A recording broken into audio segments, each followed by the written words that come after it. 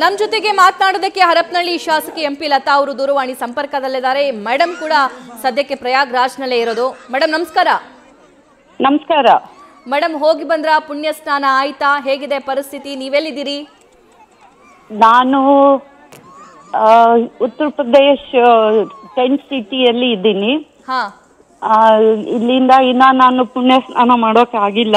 ಯಾಕಂದ್ರೆ ನಾವು ಸುಮಾರು 10-12 ಕಿಲೋಮೀಟರ್ ನಡ್ಕೊಂಡು, 1-2 ಕಿಲೋಮೀಟರ್ ಸೈಕಲ್ ಗಾಡಿಯಲ್ಲಿ, 1-3 ಕಿಲೋಮೀಟರ್ ಬೈಕ್ ಅಲ್ಲಿ, 1-3 ಕಿಲೋಮೀಟರ್ ಕಾರಲ್ಲಿ ಬಂದಿದ್ದೀವಿ. ಯಾರ್ಯಾರ್ದು ಹೆಲ್ಪ್ ತಗೊಂಡು ಸುಮಾರು 20 ಕಿಲೋಮೀಟರ್ಸ್ ಫಾರ್ ಅವೇ ನಾನಿರೋ ಜಾಗದಿಂದ ನಾನ್ ನಡ್ಕೊಂಡ್ ಬಂದಿರೋ ಜಾಗ.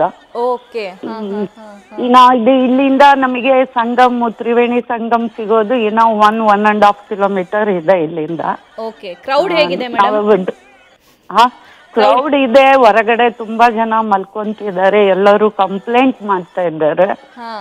ಯಾಕಂದ್ರೆ ಬ್ಯಾರಿಕೇಡ್ ಎಲ್ಲಿ ಬೇಕಲ್ಲಿ ಹಾಕ್ಬಿಟ್ಟಿದ್ದಾರೆ. ನಮಗೆ ಹತ್ರ ಎಕ್ಸಾಂಪಲ್, ನಾವು ನಿನ್ನೆ ನಮ್ ಟೆಂಟ್ ಸಿಟಿ ಬರೋಕೆ 500 ಮೀಟರ್ ಇತ್ತು. ಅಲ್ಲಿ ಬ್ಯಾರಿಕೇಡ್ ಆದ್ರು ನಮಗೆ ಒಬ್ರು ರೈಟ್ ಹೋಗಿ ಅಂತಾರೆ ಪೊಲೀಸ್ನವರು, ಒಬ್ರು ಲೆಫ್ಟ್ ಹೋಗಿ ಅಂತಾರೆ ಪೊಲೀಸ್ನವರು. ನಮಗೇನು ಅದು ಅರ್ಥನೇ ಆಗ್ತಾ ಇಲ್ಲ.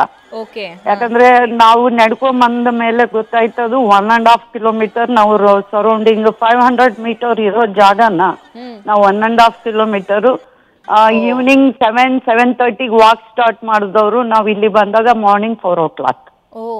ಪರಿಸ್ಥಿತಿ ಹೆಂಗಿದೆ ಅಂತ ನಿಮಗೆ ಅರ್ಥ ಆಗುತ್ತೆ. ಈಗ ಅಲ್ಲಿ ಕಾಲ್ ತುಳಿತ ಸಂಗಮ್ ಘಾಟ್ ಸ್ಥಳದಲ್ಲಿ ಆಯ್ತು. ಸೊ ಸದ್ಯಕ್ಕೆ ಅಲ್ಲಿ ಪುಣ್ಯ ಸ್ನಾನ ಸ್ಟಾಪ್ ಮಾಡಿದ್ದಾರೆ ಅಂತ ಅದ್ರ ಬಗ್ಗೆ ಏನಾದ್ರೂ ಮಾಹಿತಿ ಇದೆಯಾ? ಅಲ್ಲಿ ಅದ್ರ ಬಗ್ಗೆ ಇನ್ಫಾರ್ಮೇಶನ್ ನಿಮ್ಗೆಲ್ಲ ಕೊಡ್ತಾ ಇದ್ದಾರಾ?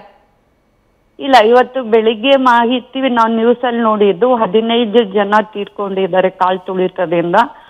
ಸುಮಾರು 50 ಜನ ಏನೋ ತುಂಬಾ ಸೀರಿಯಸ್ ಗಾಯ ಆಗಿದೆ ಅಂತ. ಆಮೇಲೆ ಈಗ ಸ್ಟಾಪ್ ಮಾಡಿದ್ದಾರೆ ಶಾಹಿ ಸ್ನಾನ ಅಂತ. ಬೆಳಿಗ್ಗೆ ಮಾರ್ನಿಂಗ್ ಪೊಲೀಸ್ ಪ್ರಕಟಣೆ, ಇದು ಉತ್ತರ ಪ್ರದೇಶದ್ದು ನಾನು ನೋಡಿದೆ ಇವಾಗ. ಸೊ ಅಲ್ಲಿ ನೀವೀಗ ರೀಚ್ ಆಗೋದಕ್ಕೆ ಎಷ್ಟು ಸಮಯ ತಗೋಬಹುದು? ಇದು ನೋಡ್ಬೇಕು. ಕೆಲವು ಏರಿಯಾದಾಗ ತುಂಬಾ ಕ್ರೌಡೆಡ್ ಇದೆ, ಕೆಲವು ಏರಿಯಾದಲ್ಲಿ ಇಲ್ಲ.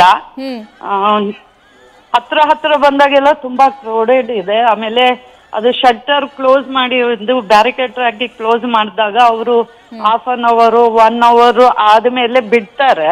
ಬಿಟ್ಟಾಗ ವಿಪರೀತ ಜನ ತಳ್ಳಾಟ ಶುರು ಮಾಡ್ತಾರೆ. ನಾನು ತಳ್ಳಾಟದಲ್ಲಿ ನಾವು 6 ಮೆಂಬರ್ಸ್ ಬಂದಿದ್ದೀವಿ. ತಳ್ಳಾಟದಲ್ಲಿ 6 ಆಗಿದೆ. ತುಂಬಾ ತೊಂದರೆ ಆಯ್ತು. ನಮ್ಮದ್ರಲ್ಲಿ ಇಬ್ಬರಿಗೆ ಸ್ವಲ್ಪ ತಳ್ಳಾಟದಲ್ಲಿ ಗಾಯ ಆಗಿದೆ ಒಂದಿಷ್ಟು. ಅಷ್ಟು ಬಿಟ್ರೆ ಬೇರೆದೇನು ಇಲ್ಲ. ಅಲ್ಲಿ ಸ್ಥಳದಲ್ಲೇ ಹಾಸ್ಪಿಟಲ್ಸ್ ಕ್ಲಿನಿಕ್ಸ್ ಎಲ್ಲ ಮಾಡಿದಾರಂತೆ. ಸೊ ಆ ವ್ಯವಸ್ಥೆ ಹೇಗಿದೆ? ಏನ್ ಹೇಳಿ? ಸ್ಥಳದಲ್ಲೇ ಈ ರೀತಿ ಏನಾದ್ರೂ ಇನ್ಸಿಡೆಂಟ್ ಆದ್ರೆ ಟ್ರೀಟ್ಮೆಂಟ್ ತಗೊಳ್ಳಿ ಬೇಗ ಅಂತ ಹೇಳಿ ಹಾಸ್ಪಿಟಲ್ಸ್ ಕ್ಲಿನಿಕ್ಸ್ ಎಲ್ಲ ಮಾಡಿದಾರಂತೆ. ಅವು ಹೇಗೆ ಕೆಲಸ ಮಾಡ್ತಿವೆ? ನಮ್ ಕಣ್ಣಲ್ಲಿ 1-2 ಬಿಟ್ರೆ, ನಾನು ಅಷ್ಟು ದೂರದಿಂದ ಬಂದ್ರೆ 1-2 ನೋಡಿದ್ ಬಿಟ್ರೆ, 1-2 ಆಂಬ್ಯುಲೆನ್ಸ್ ನಾವ್ ಬರೋ ಮುಂದ್ಗಡೆ ಮೋಸ್ಪಾಪಲ್ಲಿ 11:30-12ಗೆ ಶಾಹಿ ಸ್ನಾನ ಮಾಡೋದಿಕ್ಕೆ ಬಿಟ್ರು. ಅವಾಗ ಏನಾದ್ರು ಕ್ರೌಡೆಡ್ 1-2-3 ಇದರಲ್ಲಿ ಆಂಬ್ಯುಲೆನ್ಸ್ ಹೋಗಿದ್ದು ನೋಡಿದ್ವಿ. ಬೇರೆ ಏನು ಅಂತ ಟ್ರೀಟ್ಮೆಂಟ್ ಇಂದು ಗೊತ್ತಿಲ್ಲ. ಪೊಲೀಸ್ ಎಲ್ಲ ಇದ್ದಾರೆ, ಬಟ್ ಏನಂದ್ರೆ ಸರಿಯಾದ ಮಾಹಿತಿ ಪೊಲೀಸ್ನವರು ಕೊಡ್ತಾ ಇಲ್ಲ ಅಂತ ಇಲ್ಲಿ ಜನದ ಅಭಿಪ್ರಾಯ. ಆಮೇಲೆ ಯಾವ್ದು ಮಾರ್ಕ್ ಇಲ್ಲ, ಎಲ್ಲಿ ಹೋಗ್ಬೇಕು ಹೇಗ್ ಹೋಗ್ಬೇಕು ಅಂತ ಯಾವ್ದು ಮಾರ್ಕ್ ಇಲ್ಲ. ಒಬ್ರು ರೈಟ್ ಅಂತಾರೆ, ಒಬ್ರು ಲೆಫ್ಟ್ ಅಂತಾರೆ. ಯಾರು ಹೆಂಗ್ ಹೋಗ್ಬೇಕೋ ಗೊತ್ತಿಲ್ಲ. ನಾನು ಬರೋ ಮುಂದ್ಗಡೆ ಒಂದು ಅಜ್ಜಿ ಎಲ್ಲಿಂದ ಬಂದಿರೋ ಗೊತ್ತಿಲ್ಲ.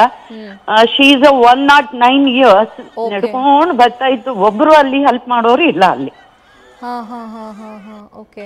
ಮೇಡಮ್, ಅಲ್ಲಿ ಆರ್ಮಿನೂ ಯೂಸ್ ಮಾಡ್ಕೊಳ್ತಿದ್ದಾರೆ. ಪೊಲೀಸ್ ಸಿಬ್ಬಂದಿ, SDRF, NDRF ಸಾಕಾಗದೆ ಕಮಾಂಡರ್ಸ್ ಇದ್ದಾರೆ. ಇಲ್ಲ ಅಂತ ನಾ ಹೇಳ್ತಾ ಇಲ್ಲ, ಇದ್ದಾರೆ. But is more than except ready ಆಗ್ಬೇಕಾಗಿತ್ತು, ಅವ್ರು ಆಗಿಲ್ಲ ಅಂತ ನನ್ನ ಅನಿಸಿಕೆ. ಇನ್ನಷ್ಟು ಪ್ರಿಪರೇಷನ್ ಬೇಕಿತ್ತು ಅಂತ. ಹೌದು. ರೈಟ್ ಮೇಡಮ್, ಥ್ಯಾಂಕ್ ಯು ಇಷ್ಟೊತ್ತು ನ್ಯೂಸ್ ಫಸ್ಟ್ ಜೊತೆ ಮಾತನಾಡಿದ್ದಕ್ಕೆ. ನ್ಯೂಸ್ ಫಸ್ಟ್ ನಿರ್ಭೀತಿಯಿಂದ ನಿಮ್ಮ ಪರವಾಗಿ.